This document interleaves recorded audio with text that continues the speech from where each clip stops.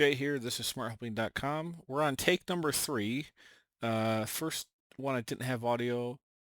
Second one was just a mess, so we're going to try number 3 here. We're talking about SaaS retention curves.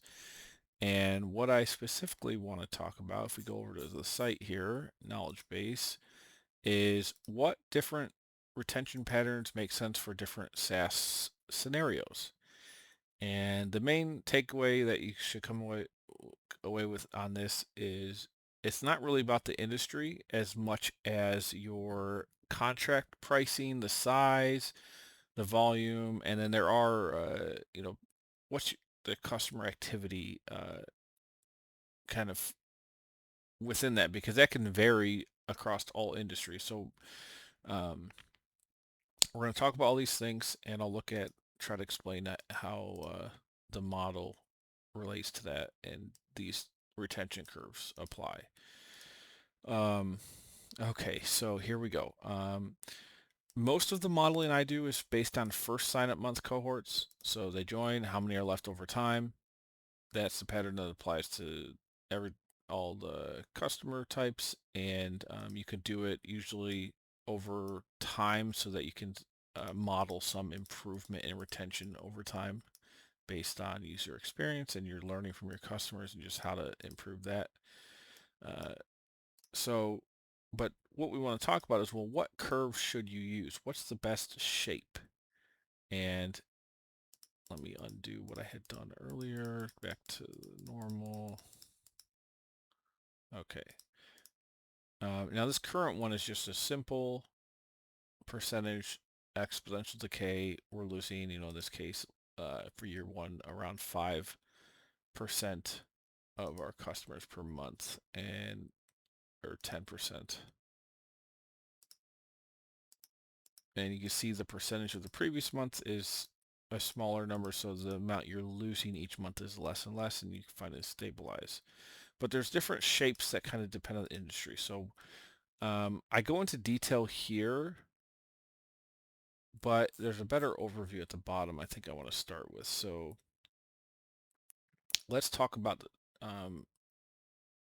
different SaaS types. So consumer, prosumer, SaaS. So that's actually, so consumer SaaS, learning apps, wellness apps, creator tools. Prosumers, design tools, writing tools, AI assistants, self-serve, SMB SaaS, scheduling, social posting, simple CRM, invoicing, or freemium. So those, we have an early cliff, then a plateau. So what do we see early cliff? You're going almost losing 50% of the initial signups, and then less and less over time. That curve is much steeper than an even exponential decay curve, though. That's more like, so if we use the high, we go 100, then we go 75% after 2 months, and then we're at 60 by month 3. Okay, and then 50 by month 6. So let's say 55, 53, 50, and then 40 by month 12. So let's say it's like 48. Roughly somewhere around there, 15 to 40%, and then maybe it's much slower after that. So whoever's left after a year usually stays. So you can see this shape is much different than these even decay curves. And so that shape is going to drive what your revenue is over time, how many customers you have, and it's very important that your shape follows what it has to make some sense with what type of SaaS you are. If you're going to defend it and actually have something that resembles reality to some degree, assuming your assumptions are close to what reality is. And those shapes will definitely, if you're trying to plan for cash flow and see what cash flow might look like, again, these are very important when you apply this to your customers joining over time and what the bottom line is going to look like. Okay, so that's the first pattern, early cliff, then plateau. Second one, we have a steady monthly decay. So this is more, I did a lot of this when I first started doing these cohort models, but basically it's saying, let's say you start with 100 customers, you have 95 left after month 2, 90 after month 3, and so forth, all the way to 0, and then it's just an even decay over some period of time. So this is more low-touch SMB, marketing tools, light back office. The idea, I think, on this one is your customers, it indicates a low switching cost, weak habit formation. So basically your customers um, just slowly leave, and there's no stickiness. They kind of just go after a certain 1 or 2 years. Most of your customers that join in month 1 are gone. So that's what that pattern is, and it's obviously a pretty high churn rate. And you could think of a churn rate as you're losing five. Say you have 100 customers, you lose 5 in month 2. That's only 5%. But in month 12, you're now still losing 5, but now you only had 45 customers left. So 5 of 20 of 45 is now not 5%, it's 10%. So this is a high churn rate pattern. You can see here, there's just 0 left after 20 months. And again, yeah, the business you're in is going to dictate this curve, or the type of SaaS product you are in this case. Well, it could be in a bunch of different industries, but if in your industry your product has low switching costs, weak information, etc., then this might be your curve.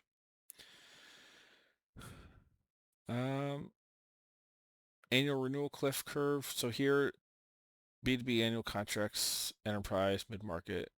Basically, what we can do on those is show essentially most churn happened after 12 months.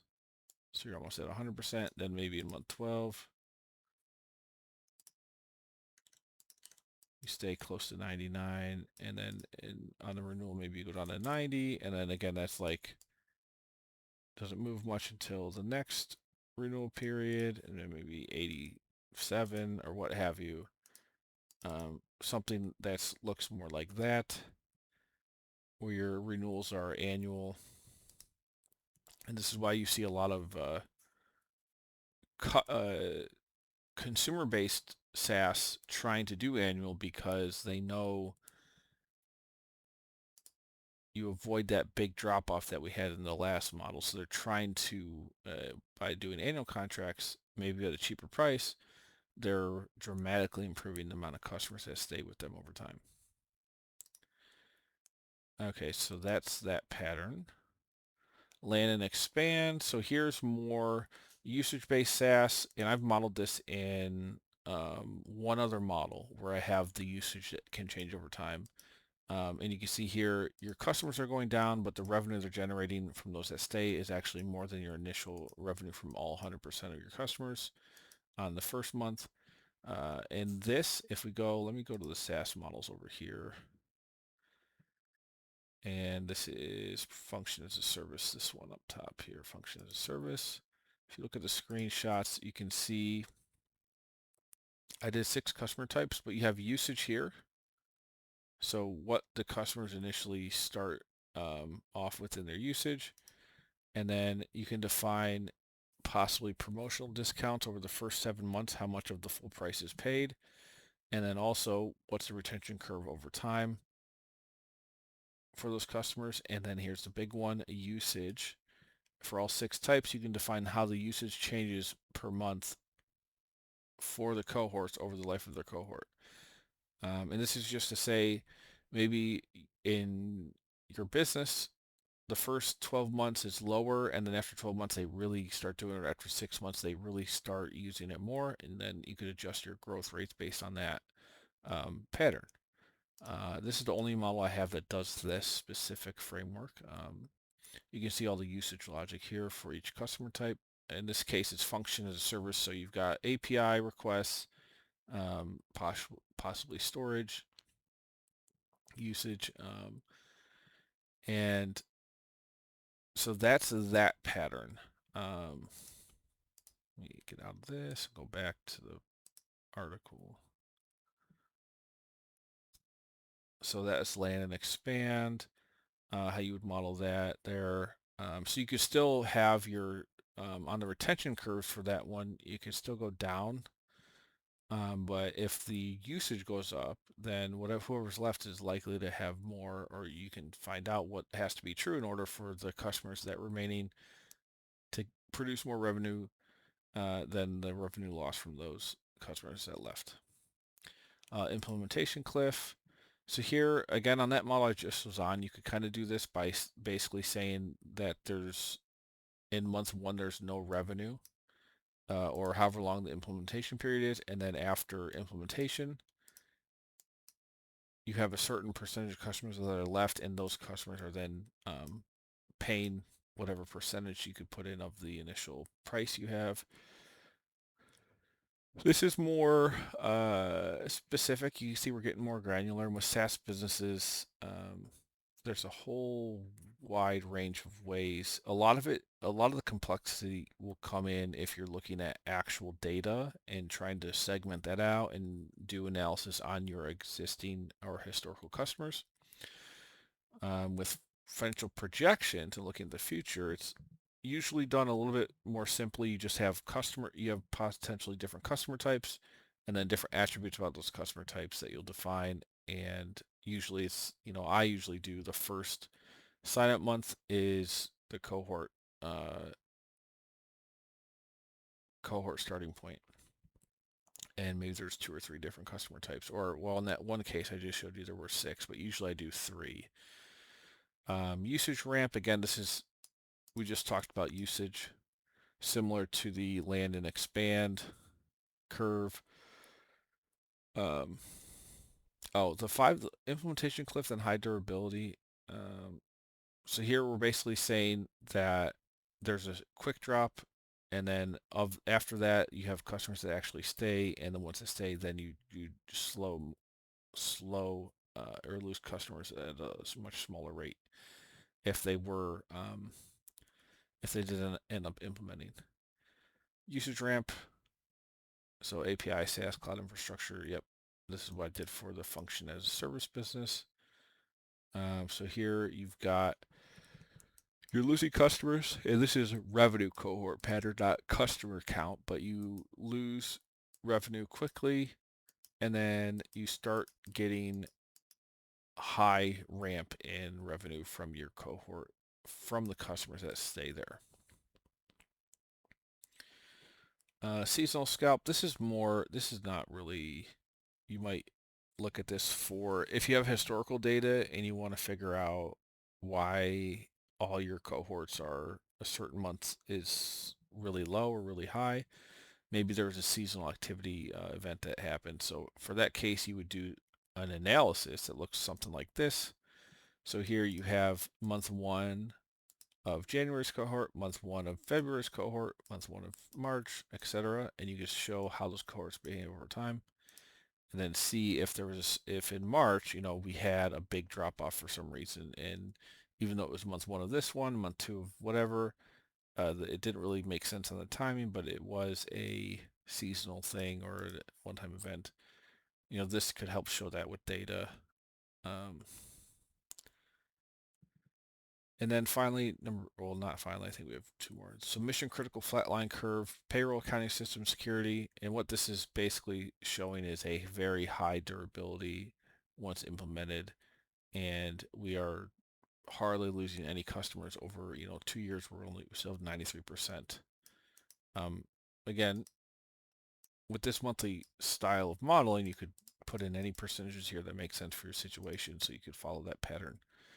That's kind of the point, is with this framework, you can fit nearly any style, and you can get more in depth like that other model I showed if you have this, but because you will have time counters to know where you are within a customer's life, and you can apply different factors to that to get even more accurate and reflect different customer behavior patterns. Okay, network effects. So this is just saying your retention rate stronger with more active users, essentially. So you might want to look at your historical data and see what resulted in more active users and cohorts that had that, maybe focus on those cohorts more, what was able to sign those up, or what how you acquired those customers. But that again, that would be more of a historical analysis of your SaaS data. Then we've got a table down here to show, consumer SaaS, very steep early drop off, low priced AI tools, big trial churn, high substitution risk, SMB horizontal, early cliff plus steady decay, marketing SaaS, moderate to high churn, budget sensitive, sales SaaS sensitive to headcount and pipeline cycles, and all these different things to consider when you're looking at churn or retention. Um, so this is saying different. So sign up month is obviously you have to do that because that's defining when the cohort starts. And you could do it by acquisition channel, customer segment, plan type, activation status, the first paid month, first meaningful use month, and so forth. And so there's a lot of analysis that can be done with this and help your SaaS company make decisions with this. This is more, again, looking at historical data. B2B, separation of self-serve versus sales-assisted mid-market enterprise. Here's some just higher, so early activation problem, month 1 is bad, then curve stabilizes. Product market fit problem, M1 is okay, but every month keeps leaking. So this kind of shows you, oh, this is actually really interesting. So this shows you what the curve shape looks like and what that might mean. So renewal problem, M1 to 11 strong, month 12 falls sharply for annual contracts. Expansion engine, logo retention declines, revenue retention rises. Healthy land and expand pattern. So if your logo retention declines, but your revenue is going up, yep, okay. Seat contraction, logo stable, but revenue falls, so less people are using it from the customers that you have. Their just seats are not as active, and therefore revenue is going down. Usage ramp, logo retention is stable, revenue usage retention rises after month 2 to 6. Seasonal usage falls and returns later. Calendar period shock, all cohorts worse than the same calendar month. Very interesting here. This is all interesting to know if you're in the SaaS industry. Default mental model to consider. So for SaaS retention curves, yeah, there's more explanations of curves that are common with these types of SaaS scenarios. Okay, well, hopefully you found this useful. I do financial modeling custom work, so if you want to hire me, just go to the custom build tab at the top of the site and email me. I do fixed pricing tiers. I also do custom pricing or hourly billing if you want. I've done well over 250 financial models by now in all kinds of different industries, not just SaaS, but SaaS is one of the ones I've really focused on. So check that out. All the templates are downloadable with a one-time price. You can go to the Super Smart Bundle and just download everything on the whole site in one go. And that includes everything I ever build in the future. Other than that, if you want more articles, go to the bottom, knowledge base, and SaaS articles. You can see a lot of different things about SaaS businesses. And that's all I got for you. Like and subscribe. See you on the next one.